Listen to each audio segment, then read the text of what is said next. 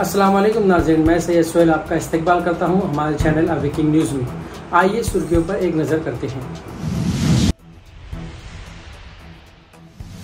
वज़ीर-ए-आज़म नरेंद्र मोदी ने आज बिहार का दौरा किया। इस मौके पर उन्होंने ख़वातीन के एक बड़े अजलास से खिताब करते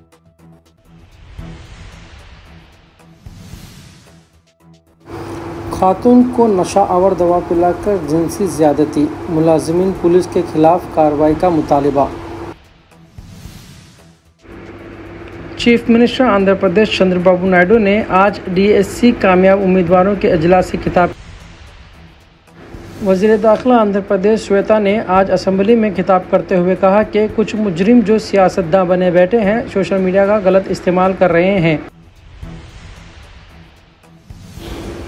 साबिक मेयर कड़पा सुरेश बाबू ने कल एक अजलास में सदर ज़िला तेलुगु देशम पार्टी श्रीनिवास रेड्डी पर शदीद तनकीद करते हुए कहा कि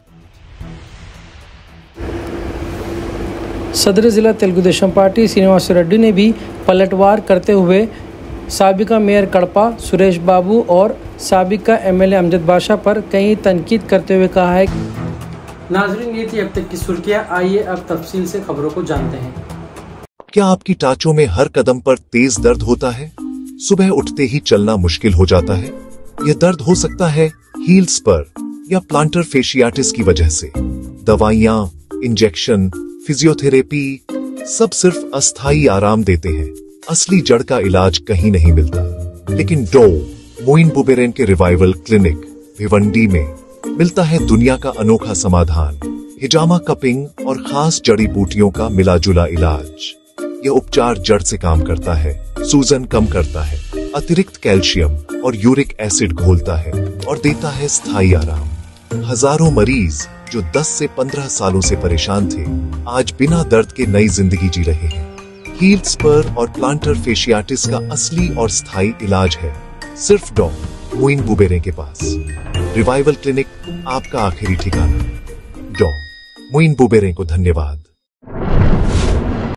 वज़ीर-ए-आज़म नरेंद्र मोदी ने आज बिहार का दौरा किया। इस मौके पर उन्होंने ख़वातीन के एक बड़े अजलास से खिताब करते हुए कहा कि नीतीश सरकार ने एक बेहतर कदम उठाते हुए 75 लाख ख़वातीन के अकाउंट में फ़ी किस्त 10,000 रुपये जमा किए हैं, जिससे ख़वातीन अपना कारोबार शुरू कर सकती हैं। उन्होंने कहा कि 11 साल पहले उन्होंने जन धन योजना के तहत 30 करोड़ बैंक खाते खुलवाए थे और आधार और मोबाइल से उन खातों को जोड़ा गया था, जिसकी वजह से आज ख़वातीन के अकाउंट में पैसे डालना आसान हो गया है।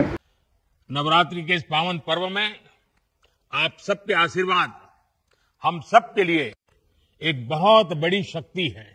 मैं आज आपका हृदय से आभार व्यक्त करता हूं और आज से मुख्यमंत्री महिला रोजगार योजना शुरू की जा रही है। इस योजना से अब तक, जैसा मुझे बताया गया, 75 लाख बहनें जुड़ चुकी हैं। अभी एक साथ इन सभी 75 लाख बहनों के बैंक अकाउंट में 10-10 हजार रुपए भेजे गए हैं। साथियों, जब ये प्रक्रिया चल रही थी तो मैं बैठे बैठे दो बातों पर सोच रहा था। पहला तो ये कि आज वाकई बिहार की बहनों बेटियों के लिए कितना बड़ा, कितना महत्वपूर्ण ये कदम नीतीश जी की सरकार ने उठाया है। जब कोई बहन या बेटी रोजगार करती है, स्वरोजगार करती है, तो उसके सपनों को नए पंख लग जाते हैं। खातून को नशा आवर दवा पिलाकर जिनसी ज़्यादती, मुलाजिमीन पुलिस के खिलाफ कार्रवाई का मुतालबा। रियासत आंध्र प्रदेश के ज़िले चित्तूर में एक शर्मनाक वाक़या पेश आया है। पलमनेरू के घंटावरू की रहने वाली एक खातून ने इल्ज़ाम लगाया है कि मदद के लिए पुलिस स्टेशन जाने पर एक कांस्टेबल ने इसके साथ ज़्यादती की। मुतासिरा खातून का कहना है कि कांस्टेबल के साथ एक होमगार्ड भी इसे हिरासाल कर रहा है। खातून ने इल्ज़ाम लगाया कि कांस्टेबल उमाशंकर ने इसे नशा आवर दवा पिलाई और फिर ज़्यादती का निशाना बनाया। जब इसने वाक़या किसी को बताने की कोशिश की तो मुलज़िमिन ने धमकी दी कि अगर बात बाहर गई तो इसके 3 बच्चों को कत्ल कर देगा। मुतासिरा खातून ने दोनों मुलाजिमीन से जान का खतरा लाक होने का खदशा जाहिर करते हुए मुतालबा किया है कि इनके खिलाफ फौरी कार्रवाई की जाए ताकि इंसाफ मिल सके। గంటా కాలనీలో నేను ఉంటాను. నేను 5 ఏళ్ల ముందు నేను నా భర్త గురించి కంప్లైంట్ ఇచ్చేదానికి పోలీస్ స్టేషన్కి వెళ్ళాను. ఆడు వెళ్ళి నాకు ఇట్లా పెట్రోల్ వేసి కాల్స్తానన్న దానికి నా హస్బెండ్ పోలీస్ వాళ్ళు చూసి వాళ్ళ మీద కేసు పెట్టారు. అప్పుడు ఆ కంప్లైంట్లో నేను మొబైల్ నంబర్ రాసి ఇచ్చిన దానికి ఆ మొబైల్ నంబర్లో తీసుకొని కిరణ్ అనే అతను 5 ఏళ్ల నుంచి నాకు చాలా హరాస్ చేస్తున్నాడు. దానివల్ల ఈయన ఇట్లా సతాయిస్తా ఉన్నాడు అనేసి నేను దేవేంద్ర అతను తనకు ఫ్రెండ్ ఆయనకి నేను చెప్పాను. ఆయన ఏం చెప్పారంటే నాకు ఉమా అనే అతను నాకు ఫ్రెండ్ నాకు తమ్ముడు కూడా అవుతాడు, తనకి నేను చెప్తాను అనేసి తన దగ్గరికి తోడుకొని వెళ్ళి తనకి తెలియజేశాడు. తను తెలియజేసిన తర్వాత ఆయన నేను మాట్లాడతాను అనేసి తను భయపెట్టాడు. కిరణ్ అనే అతనికి భయపెట్టి మాట్లాడాడు. అందుకు తను ఉమాశంకరు తనకి భయపెట్టి ఈయన దగ్గర నేను సహాయం పొందాలా అనేసి నేను అనుకుంటే ఈయన మరో ఉద్దేశం పెట్టుకుని నన్ను నేను ఒకరోజు నాకు చాలా బాధేసింది కాబట్టి నేను కొండపైకి వెళ్ళాను. దేవరకొండపైకి వెళ్ళాను, సూసైడ్ చేసుకుందాము అనేసి వెళ్ళిన తర్వాత నా భర్త గురించి వీళ్ళు ఇట్లా హరాస్మెంట్ చేస్తున్న వాళ్ళు దాని గురించి నేను దేవరకొండపైకి వెళ్ళాను. అక్కడికి వెళ్ళిన తర్వాత ఉమాశంకర్కి మిస్కాల్ ఇచ్చాను. ఇట్లా నేను చాలా కష్టంలో ఉన్నాను అన్నయ్య, నేను చాలా బాధలో ఉన్నాను, ఇట్లా నేను చావేదానికి వచ్చాను, ఇప్పుడు నేను ఏం చేయాలో నాకు దిక్కు తోచట్లేదు అన్నయ్య అంటే, సరే నువ్వు ఏం భయపడద్దు వద్దినా నేను వస్తా అన్నాను అనేసి నాకు చెప్పాడు. నేను ఎక్కడున్నాము అంటే నేను ఇప్పుడుదా పోలీస్ స్టేషన్లో వెళ్ళాను, నేను జాయిన్ అయ్యేసి 1 గంట లోపల నేను వచ్చేసాను, నువ్వు ఆడే వెయిట్ చేయి, నేను మీ ఫ్రెండ్ని కూడా తోడుకొని వస్తాను దేవేంద్ర అని, నువ్వు ఏం చేసుకోవద్దు బిడ్డలు ఉన్నారు కదా అనేసి నాకు నచ్చ చెప్పి ఆడే ఉండమని చెప్పినందుకు నేను ఆడ వెయిట్ చేసి ఉండగా తను వచ్చాడు, ఒంటరిగా వచ్చాడు. వచ్చిన తర్వాత నేను ఆయన ఎక్కడ నీ ఫ్రెండ్ అని చెప్తే వస్తాడు అనేసి నాకు చెప్పి నాకు నా బిడ్డలకి ఒక కూల్ డ్రింక్ ఇచ్చాడు. బిడ్డలకు ఒకటి ఇచ్చాడు, తను ఒకటి తాగాడు, నేను తాగాను. తాగిన మరుక్షణం నా మీద మరో ఆలోచనతో పెట్టుకొని నన్ను బలవంతం చేశాడు ఆడ కొండపైకి. అలా చెయ్యొద్దు అనేసి నేను కాళ్ళు పట్టుకున్నా, నేను నీ దగ్గర సహాయం కోసం వచ్చాను, నువ్వు అలా చేయకూడదు, నన్ను ఎంతగా నేను అడుగుతున్నా కూడా లేదు. నా పెద్ద బిడ్డ అడ్డొస్తే కూడా తనకి ఒక చెంప దెబ్బ కొట్టి తనకి నన్ను అలా బలవంతం చేశాడు. నేను సైలెంట్గా ఉండిపోయాను, భయపడి నేను ఇదిగా పోలీస్ కదా నువ్వు ఏం చెప్పినా మూడో మనిషికి చెప్తే నిన్ను చంపేశాను అని నాకు బెదిరించినందుకు, నన్ను బ్లాక్మెయిల్ చేసినందుకు నేను సైలెంట్గా ఉండిపోయాను. మళ్ళీ దాని తర్వాత నేను సైలెంట్గా ఉన్నా కూడా మరో విధంగా ఇప్పుడు నేను చేసింది తప్పు కాబట్టి ఇంకా మేమిద్దరు ఇష్టంగా చేసుకుంటే అది తప్పు కాదు అనేసి నన్ను రోజు వచ్చి వేధిస్తున్నాడు సార్. అందుకని నేను అది భయపడి నేను ఎస్పీ దగ్గరికి వెళ్ళాను, చిత్తూరు ఎస్పీ దగ్గరికి వెళ్ళి కంప్లైంట్ ఇచ్చేదామనేసి వెళ్ళాను. ఆడికి వెళ్తే పలంనేర్ ఎస్ఐ దగ్గర వెళ్ళమన్నారు, ఆడికి వెళ్తే వాళ్ళు బంగారుపాలెం పోలీస్ స్టేషన్కి వెళ్ళమన్నారు. సరే ఆడ వెళ్తే కూడా మళ్ళీ మేము డిఎస్పీ దగ్గర వెళ్ళమని చెప్పారు. నిన్న డిఎస్పీ దగ్గర వెళ్ళినా కూడా నాకు ఏ న్యాయం అయితే చేయలేదు. నేను ఎక్కడ వెళ్ళినా ఆ కంప్లైంట్ నాకు ఇప్పుడు కావాలి ఇవ్వండి అంటే కూడా కంప్లైంట్ కూడా లేదు. चीफ मिनिस्टर आंध्र प्रदेश चंद्रबाबू नायडू ने आज डीएससी कामयाब उम्मीदवारों के अजलास से खिताब करते हुए कहा कि आइंदा से हर साल डीएससी मुनक्किद की जाएगी। उन्होंने डीएससी के उम्मीदवारों से आइंदा साल के लिए अभी से तैयारी करने की ख्वाहिश की। उन्होंने अपोजिशन जमात వైఎస్ఆర్సీపీ పార్టీ पर तनकीद करते हुए इसे तरक्की में रुकावट करार दिया। సంకల్పం మంచిదైనప్పుడు ఆటోమేటిక్ గా దాన్ని సాధిస్తాం. 106 కేసులు వేశారు. మన దగ్గర ఒక ప్రతిపక్షం ఉంది, చేతగాని పక్షం, మంచి చెయ్యలేరు, మంచి జరిగితే చూసి సహకరించలేరు. ఈ 106 కేసులు వేశారంటే ఈ కేసులు ప్రైవేట్ వాళ్ళు వేసిన కేసులు కాదు, రాజకీయ ప్రయోజనాల కోసం వేశారు.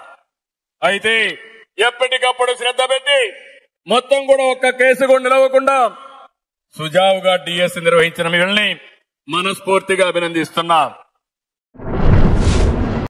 वज़ीर दाखिला आंध्र प्रदेश श्वेता ने आज असेंबली में खिताब करते हुए कहा कि कुछ मुजरिम जो सियासतदां बने बैठे हैं सोशल मीडिया का गलत इस्तेमाल कर रहे हैं। ऐसे अफराद के खिलाफ सख्त कार्रवाई की जाएगी। పరిస్థితి ఏంటంటే అధ్యక్ష, సోషల్ మీడియా అసలు ఆ పేరు ఎత్తితేనే ఒక్కొక్కసారి అంటే అది ఎంత మంచికి ఉపయోగించుకోవాలో మంచికి ఉపయోగించుకున్నా ఇప్పుడు ఎంత చెడుకు ఉపయోగించుకోవాలో అంత ఉపయోగిస్తున్నారు అధ్యక్ష. చాలా సందర్భాల్లో గౌరవ ముఖ్యమంత్రి గారు ఒక మాట అంటారు, రాజకీయ ముసుగులో ఉన్న క్రిమినల్. ఎస్, ఒక ఆర్గనైజ్డ్ క్రైమ్ చేయటానికి ఎంతకైనా తెగిస్తాడని చెప్పడానికి ప్రపంచం మొత్తం మీద ద బెస్ట్ ఎగ్జాంపుల్ చెప్పాలి అంటే జగన్మోహన్ రెడ్డి పేరు చెప్పొచ్చు.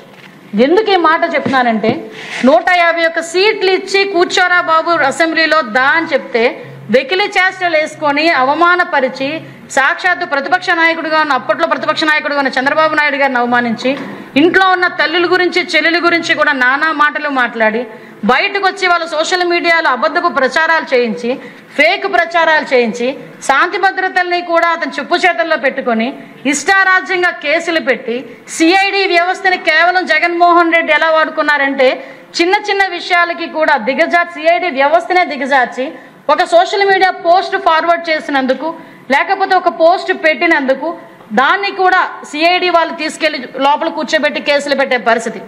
దానిలో భాగంగానే మీరు కూడా బాధ్యులు, మేము కూడా బాధ్యులమే. ఈరోజు అందులో కూడా చూసుకుంటే అధ్యక్ష, అలాంటి పరిస్థితి నుంచి ఈరోజు తిరిగి మనం ఎన్డీఏ కూటమి వచ్చిన తర్వాత దీన్ని ప్రక్షాళన చేయాలని మనం చూస్తూ ఉంటే రాష్ట్ర అభివృద్ధి పదంలోకి ముందుకు పరిగెట్టాలి అని గౌరవ ముఖ్యమంత్రి గారు పరుగులు పెడతా ఉంటే, ఉప ముఖ్యమంత్రి గారు పరుగులు పెడతా ఉంటే, ఒక పక్క నుంచి పరిశ్రమలు ఎన్ని రావాలి, ఒక పక్క నుంచి ఎన్ని పెట్టుబడులు రావాలి అని 24 గంటలు మనం ప్రయత్నం చేస్తూ ఉంటే, సంక్షేమం అందించాలని ప్రయత్నం చేస్తూ ఉంటే ఈ రాజకీయ ముసుగులో ఉన్న క్రిమినల్ అధ్యక్ష, ఆ క్రిమినాలిటీ ఎక్కడ కూడా బయటకి పడుతున్నట్టుగా కనిపిస్తూ వెనకాతల ఒక వ్యవస్థని, ఒక క్రిమినల్ వ్యవస్థను తయారు చేసి మన మీదకు వదిలే పరిస్థితి అధ్యక్ష.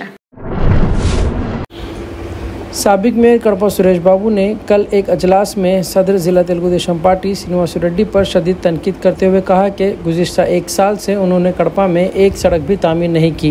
सुरेश बाबू ने हुक्मरान तेलुगु देशम पार्टी पर बदनवानी का इल्ज़ाम आयद किया। उन्होंने कहा कि बुग्गावंका को खूबसूरत बनाने का दावा किया जा रहा है, मगर इसमें भी कई करोड़ रुपए का घोटाला शामिल है।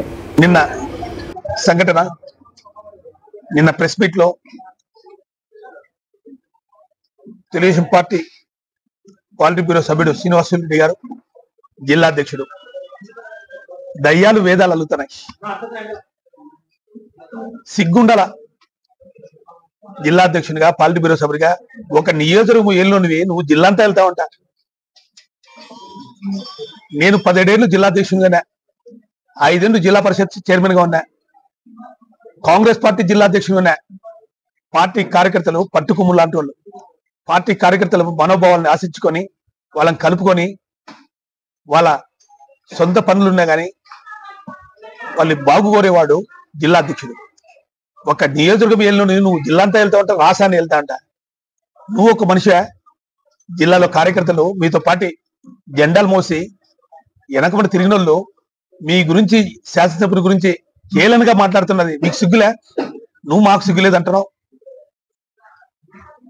నన్ను మా మాజీ మేయర్గా మా రవీంద్రనాథ్ రెడ్డి 20 ఏళ్ళు వాళ్ళిద్దరే ఏలినారు, కడపని బస్సు పట్టించినారు, అవినీతి చేశామంట. ఒక రుజువు చూపించగలవా? ఛాలెంజ్ చేస్తా మీకు. 2005 నుంచి 2009 వరకు ఆయన మేయర్గా కొనసాగినాడు. నేను 2014లో మేయర్గా ఎన్నికైనా, అప్పుడు ప్రభుత్వం మీది. 2021లో నేను మేయర్గా మళ్ళీ ఎన్నికైనా. 3.5 సంవత్సరం మా అధికారంలో ఉన్నాం, 1.5 సంవత్సరం మీ పార్టీ అధికారంలో ఉంది. నువ్వు ఆడలేక మద్దతు తెరువు వేస్తావు. మేము అవినీతి పరులమంట, కడపను బస్సు పట్టించినామంట, 20 ఏళ్లుగా కడపను దోచేసామంట. మాట్లాడడానికి సిగ్గుండాలా? 2014, 2019లో మీ కార్యకర్తలు అంటారు ఎంత దోచుకున్నారని, వాళ్ళే మాట్లాడతారు. నీకు సిగ్గుండాలా? ముందు అతిథి వ్యక్తిని నిందలేసేటప్పుడు మనం సరిగా ఉన్నామా లేదా అని చూసుకోవాలి. మీ ప్రభుత్వంలో ఎన్ని అవినీతి పనులు చేశారో ప్రజలందరూ చూస్తున్నారు. ఈరోజు కడప నగరంలో ప్రతి ఒక్క ప్రజలు చూస్తున్నారు, జిల్లా చూస్తుంది, రాష్ట్రం చూస్తుంది. ఇప్పుడు శాసనసభ్యురాలు రాష్ట్రంలో బిఎస్ఎస్ ఒక నియంత ఈమ అనే లెవెల్లో ధోరణిలో ఆమెను విమర్శిస్తారు. నువ్వు మాట్లాడతావు. మీ తెలుగుదేశం పార్టీ కార్యకర్తలే నిన్నటి మొన్న 2 రోజుల నుంచి వాళ్ళు ప్రెస్ మీట్లు చూస్తుంటే మీ కార్యకర్తలే మహిళా మండలు గౌరవించేది సంస్కృతి నీకు లేదు. మహిళా మండలు కూడా అందరూ కూడా 20 ఏళ్ళ నుంచి 30 ఏళ్ళ నుంచి జెండా పట్టుకుని మోసే వాళ్ళని కూడా ఏ విధంగా బిహేవ్ చేస్తున్నారో మీరు ఆలోచన. నీరు చెట్టు కింద బుగ్గొంక వర్క్ లో 2014-2019లో 2 కోట్ల రూపాయలు వర్క్ చేసి ఆ బిల్లు అర్బన్ లొకాలిటీలో కార్పొరేషన్ లో పెట్టకూడదని తెలిసి కూడా ఆ బిల్లు చేయమని అధికారులు ప్రోత్సహించింది నువ్వా కాదా? ఆ బిల్లు చేయకపోక మేము అధికారంలోకి వచ్చిన తర్వాత ఈ రోజు 24లో తెలుగుదేశం పార్టీ అధికారంలోకి వచ్చిన తర్వాత ఆ బిల్లులు చేసుకున్నారా లేదా? మొన్న మహానాడు జరిగింది. కడపలో 14 నెలలు అవుతుంది అధికారంలోకి వచ్చి. ఒక్క రోడ్డు అంటే ఒక రోడ్డు వేసిన పాపాల పోలే, ఒక రూపాయి తెచ్చిన పాపాల పోలే. బుగ్గొంక సుందరీకరణ చేశారంట, అవి చూపిస్తారు ఫోటోలు. అది లైవ్ లో పెట్టేసి అన్ని సోషల్ మీడియాలో బుగ్గొంకని సుందరీకరణ చేశాం. దాంట్లో ఎంత తోచారా? 2,30,00,000 రూపాయలు వర్క్ పెడితే కేవలం 20 లక్షల రూపాయలతో జేసీబీలతో తూతూ మంత్రంగా చేసి ఈ రోజు మళ్ళా బుగ్గొంక పరిస్థితి ఈ విధంగా ఉంది. అంటే ఎంత దోచుకున్నావు? మానాడు కొంత ఈ డబ్బుతోనే పెట్టేట్టుంది నువ్వు.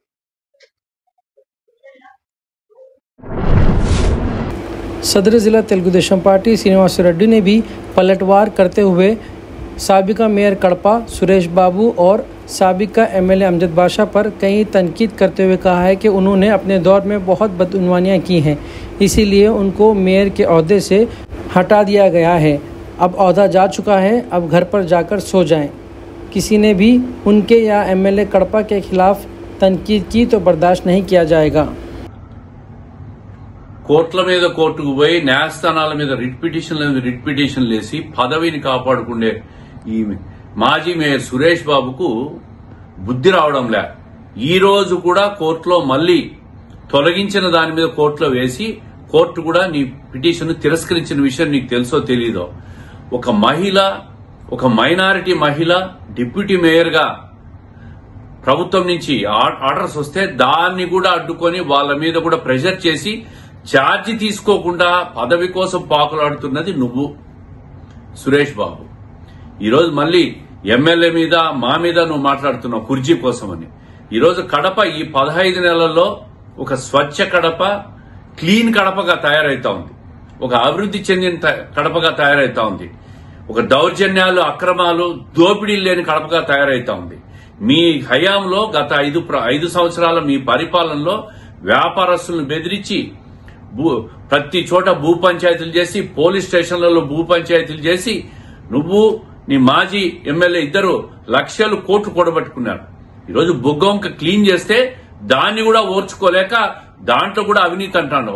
పోయి కంప్లైంట్లు చేసుకుని విచారణ చేయించుకో. ఉపాధి హామీ నిధులు పెడతారా దాంట్లో? మీకేమైనా కామన్ సెన్స్ ఉందా? 9 సంవత్సరాలు మేయర్గా పనిచేసిన వ్యక్తి ఉపాధి హామీల నిధులతో బుగ్గొంక క్లీన్ చేశారని మాట్లాడతాడు. ఏ నిధులు వచ్చినా ఏమొచ్చినా ఆర్టీఐ ఉంది, ఆర్టీఐ వ్యవస్థ ఉంది. దాంట్లో తీసుకొని నీకు తప్పనిపిస్తే కంప్లైంట్ చేసుకో. అంతేగాని పదవి కోసం 6 నెలల నుంచి పిటిషన్ల మీద పిటిషన్లు వేసి నిలుపుదల చేసుకుని దాన్ని అన్ని రకాలుగా ఆ పదవిని కాపాడుకొని దానికోసం తాపత్రయపడుతున్న నువ్వు ఈరోజు నువ్వు చేసిన తప్పుకు ప్రభుత్వం నిన్ను తొలగించిందంటే ఈ రాష్ట్రంలో ఏ కార్పొరేషన్ లో కూడా మేయర్ను ఈ 70 సంవత్సరాల్లో ఏ కార్పొరేషన్ మేయర్ను కూడా ఎక్కడా తొలగించలే. నిన్ను తొలగించిందంటే చట్ట ప్రకారం నువ్వు తప్పు చేశావు, నువ్వు దొంగతనం చేశావు, దోపిడీ చేసినావు, కార్పొరేషన్ మేయర్ గా అక్రమాలు చేసినావు. కాబట్టి ఈ రోజు ప్రభుత్వం అన్ని విచారణలు చేసి కోర్టు కూడా నీ పిటిషన్లను డిస్మిస్ చేసిన విషయం ఒక్కసారి గుర్తుపెట్టుకో. సిగ్గు నీకుండాలా సురేష్ బాబు గారు, నీకు సిగ్గుండాలని చెప్పి ఇంకొకసారి ఇట్లాంటి మాటలు మాట్లాడొద్దు. పదవి పోయింది, ఇంట్లో పోయి పండుకో. नाज़रीन